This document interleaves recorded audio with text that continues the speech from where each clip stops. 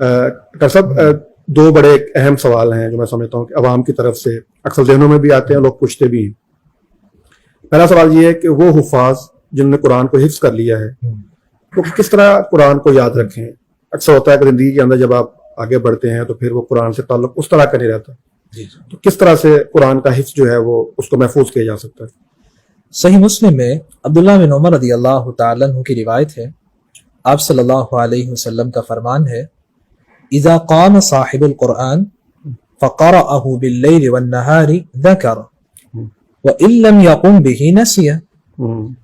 جب قاری قرآن رات کو قیام اللیل کرتا ہے، دن اور رات میں قرآن مجید پڑھتا ہے تو یہ قرآن اسے یاد رہتا ہے، اور جب وہ قیام اللیل چھوڑ دیتا ہے تو پھر قرآن مجید بھی بھول جاتا ہے۔ قرآن مجید کی آپ صلی اللہ علیہ وسلم نے مثال تو یوں دی ہے، اگر ہم صحیح بخاری میں ابو موسیٰ اشعری رضی اللہ تعالیٰ عنہ کی حدیث دیکھیں، تعاہد القرآن والذی نفسی بیدی لہو اشد تفصیا من الابل فی عقولها۔ آپ صلی اللہ علیہ وسلم نے فرمایا، قرآن مجید کی تلاوت کو لازم پکڑ لو، اس ذات کی قسم جس کے ہاتھ میں میری جان ہے، اتنا اونٹ رسی چھڑا کے بھاگتا نہیں ہے جتنا قرآن مجید تیزی سے بھاگ جاتا ہے۔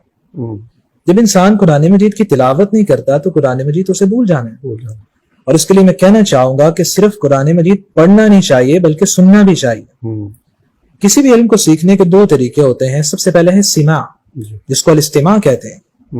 اللہ رب العزت نے قرآن مجید میں اس لیے آپ صلی اللہ علیہ وسلم کو منع کیا، لا تحرک به لسانک لتعجل به، کہ جب جبریل علیہ السلام وحی لے کر آتے تو آپ صلی اللہ علیہ وسلم وحی سنتے تو ساتھ ساتھ پڑھنے لگتے، تو اللہ رب العزت نے منع کر دیا۔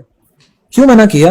اصل ہے الاستماع، کہ آپ کو جو پڑھایا جا رہا ہے اس کو غور سے سنیں۔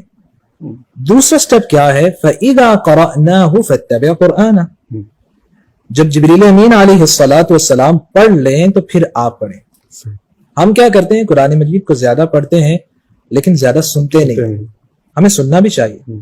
اچھا، کیا مشورہ دیتے ہیں کہ کس قاری کی آواز میں سنا جائے قرآن؟ مختلف تلاوتیں ہیں دنیا کے اندر جن کو سنا جا سکتا ہے، لیکن شیخ صدیق منشاوی رحمۃ اللہ علیہ ان کی تلاوت بہت مشہور ہے۔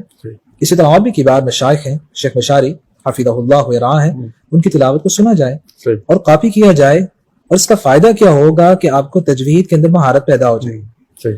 ہم جب اپنی انداز اور اپنی لب و لہجہ میں پڑھ رہے ہوتے ہیں تو پھر یعلمون اور تعلمون رہ جاتا ہے، قرآن باقی رہتا ہے۔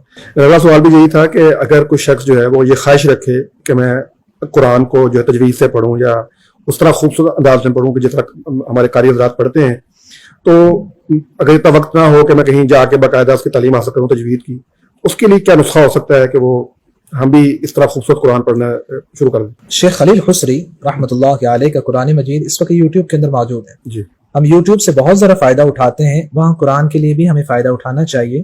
ہم ان کی تلاوت کو سنیں، اور پورا پارا نہیں بھی سن پا رہے تو ہمیں ایک ربع سن لینا چاہیے اور اسی کے مطابق پھر پڑھنا چاہیے۔ لیکن یاد رکھیے، جب تک آپ قرآن مجید پڑھتے رہتے ہیں قرآن یاد رہتا ہے، جب چھوڑ دیں گے تو پھر قرآن مجید بھول جائے۔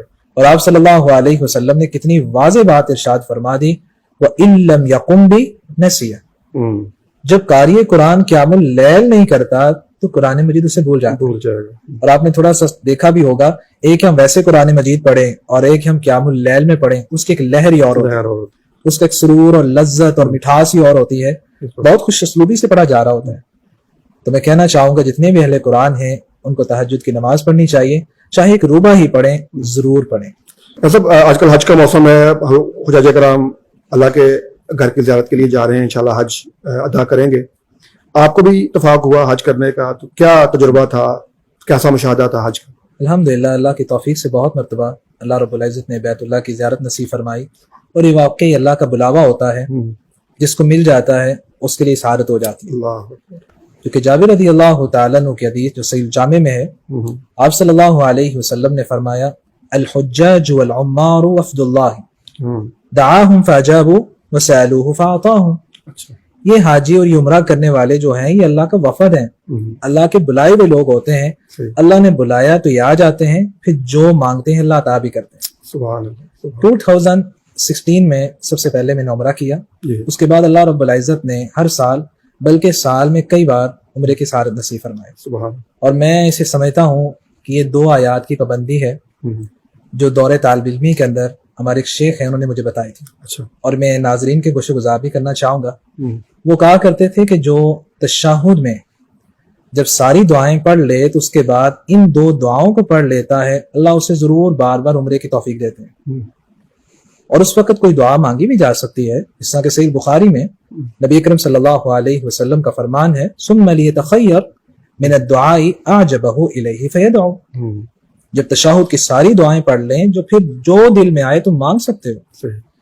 تو وہ کہا کرتے تھے کہ ان 2 آیتوں کو لازم کر لو کہ ہر فرضی اور نفلی نماز میں پڑھنا. ہم. پہلی آیت مبارکہ سورۃ البقرہ میں ہے وَأَرِنَا مَنَاسِكَنَا وَتُبْ عَلَيْنَا إِنَّكَ أَنْتَ التَّوَّابُ الرَّحِيمُ. ہم. اور دوسری آیت کریمہ سورۃ توبہ میں ہے وَقَالُوا حَسْبُنَا اللَّهُ سَيُؤْتِينَا اللَّهُ مِنْ فَضْلِهِ وَرَسُولُهُ إِنَّا إِلَى اللَّهِ رَاغِبُونَ. اللہ کی رحمت اور عطا کے بعد واقعی جب سے ان 2 آیتوں کا ورد اور تشہد کی حالت میں پڑھنا شروع کیا ہے, اللہ نے ہر سال بھی بلایا ہے اور سال میں بھی کئی بار بلایا ہے. یہ تو بڑا آپ نے نسخہ بتا دیا ہے. اللہ کرے اب انشاءاللہ تعالی ہم بھی پڑھیں گے, بلکہ ہم عظیم سے بھی کہیں کہ آپ بھی پڑھیں انشاءاللہ. اللہ تعالیٰ اس کی برکت سے جو ہے وہ ہمیں بھی یہ توفیق عطا فرمائے گا.